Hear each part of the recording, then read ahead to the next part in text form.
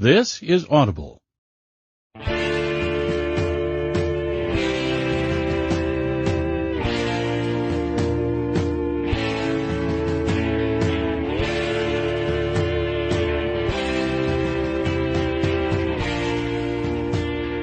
Random House Audio presents They Call Me Baba Booey by Gary Dell'Abate with Chad Millman.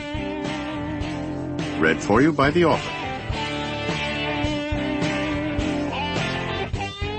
This is Gary Dell'Abate, and you're about to hear the audio version of my book, They Call Me Baba Booey. That was the Shakespearean-trained super actor Ed Herman, who you've seen in a bunch of movies. He plays FDR a lot, and I was lucky to get him to read the intro of my book. He is a superstar in the audiobook world. How did I get him? It was so difficult. He's in the studio next door, so I knocked on the door and I said, Mr. Herman, would you come over and read the book? And he said, okay. Remember when Junior Walker played on Foreigners, Urgent, because he was in the next studio? It's a lot like that. So if you got the audiobook, you probably know that I'm a big proponent of audiobooks. Talk about it on the air all the time. Take a lot of shit for it. People tell me when I listen to the book, I didn't read the book, and I tell them, screw you. Stephen King's a big proponent, goddammit. But I do love the audiobook, and when I got together with the producer, we decided we wanted to try to make this a little bit different.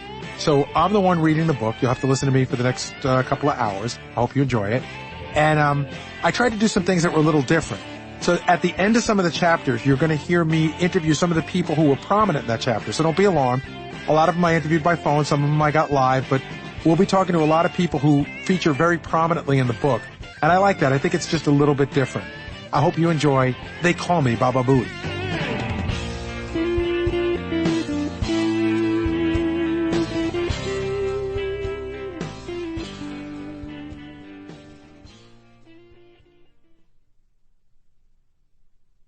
Becoming Baba Booey. The Cure for What Ails Me.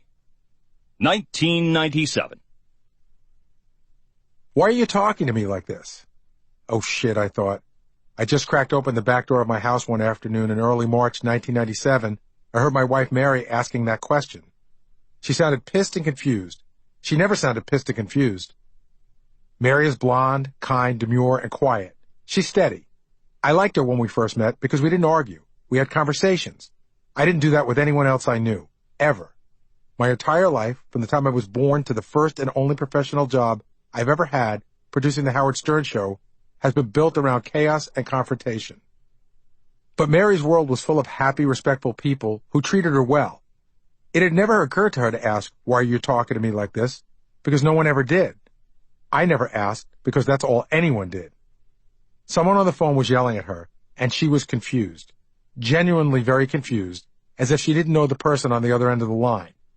The truth was, she didn't. At least not really, but I did. I knew who Mary was talking to the second I opened the door. It was my mom. My beautiful, warm, fierce, absolutely 100% certifiably crazy mom, Ellen. You know that movie Misery with Kathy Bates, where she plays the nutjob who kidnaps James Caan and breaks his ankles with a sledgehammer? There's a scene where it's raining, and Kathy Bates' character looks uncommonly sad. Sometimes when it rains, I get really blue, she says. Well, blue was my mom's favorite word when I was growing up. Feeling blue, having the blues, bad weather, an argument with one of her 6 brothers and sisters, or a perceived slight from a neighbor could trigger it. When she felt fine, she could gab all day long in a voice that sounded like Mary Tyler Moore with a Brooklyn accent. But if I asked her a question, and her answers were short and curt, or just a simple yes or no, that meant trouble. I knew a storm was brewing. It would lead to days and days of feeling blue, causing her to sleep in all morning because she'd spent most of the night pacing or screaming or both.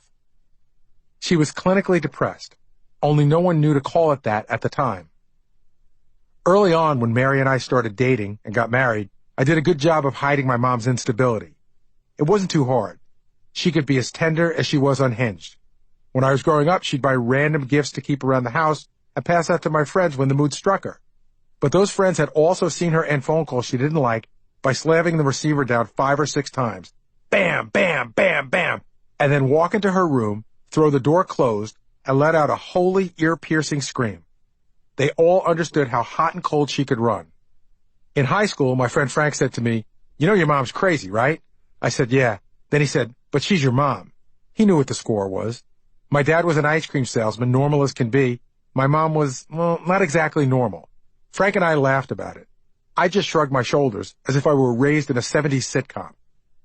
After Mary and I were married, and then especially after we had our first son, Jackson, shielding her from my mom became pretty much impossible.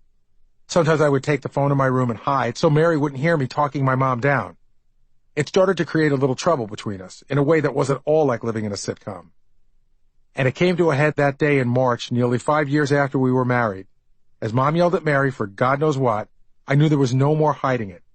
That call was followed by one from my older brother Anthony, which ended in the two of us having a fight. And then came a call from my dad, which also ended in a fight. And finally there was one more call from my mom, which, ended in a fight. When the calls finally stopped, Mary looked at me and said, "Your head is so fucked up over your mom. You have to go see someone." Mary was the one pushing me to see a shrink, and that really meant something to me. I don't think she's ever really believed in therapy, but I do. With a family like mine, I thought about therapy a lot, and it didn't frighten me at all. Everyone needs help at times. Howard and Robin talked about their own experiences in therapy plenty of times on The Stern Show. Plus, I'd lived in New York for a long time. Almost everyone I knew was seeing a psychiatrist or went to a support group. My close friend Patty had always told me that seeing a shrink was a fantastic experience because you can get someone's complete attention for 50 minutes and they put your thoughts into perspective. I always liked the way she described it. But Mary telling me to get help was the push I needed. That's not to say it didn't freak me out. If my skeptical wife wants me to go, I must be acting really crazy. First, I had to find someone. I had heard through the grapevine about Alan, a therapist that a good friend of mine and some people I knew in the music business had seen. The lead singer for a band I liked went to Alan, too. I felt like he was the shrink to the industry. That was cool. And when I called him to make the appointment, he sounded like a regular guy, not someone playing Freud in the movies. I felt as though I could talk to him and he'd be straight with me. As soon as I made the appointment, I thought to myself, now it's on, the adventure begins. I was a little bit nervous, but mostly I'd been so distraught I welcomed the change. I can only describe it as how I feel when I am sick and I make a doctor's appointment, and I know that after I see the doctor, I will feel better. I saw this as the antidote to what ailed me. If this went well, I was going to be feeling better. I was excited. 2 weeks later, March 24th, 1997, I had my first appointment. That morning I was in my office at K-Rock at 5:35, as I am every morning. As the show's producer, I need to be in early, and I need to know everything that happened in the world between when I went to bed and when I got to my desk. I checked emails and typed up a list of what was on the show that day.